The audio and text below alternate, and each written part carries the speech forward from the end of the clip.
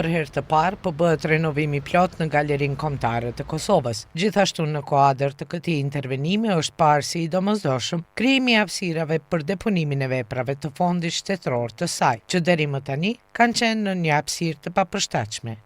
Në punimeve në galeri, pasi që me këto punë faktikisht krijohen kapacitete të reja për ekspozim në Galerinë Kombëtare, mirë po njëkohësisht edhe krijohen kushte adekuate për ruajtjen e koleksionit shtetëror të Republikës Kosovës, i cili gjendet në Galerinë Kombëtare të Kosovës. Për më shumë me këtë renovim do të krijohen hapësira shtesë për koleksionin e galerisë. Natyrisht do të krijohen edhe hapësira anekse shtesë, natyrisht duke mos intervenuar në ndërtesën, në fasadën e ndërtesës, sepse objekti veç është në mbrojtje si objekt, mirë po do të krijohen anekse shtesë, të cilat do të ndihmojnë pikërisht hapësinat e depove që janë për ruajtjen e koleksionit.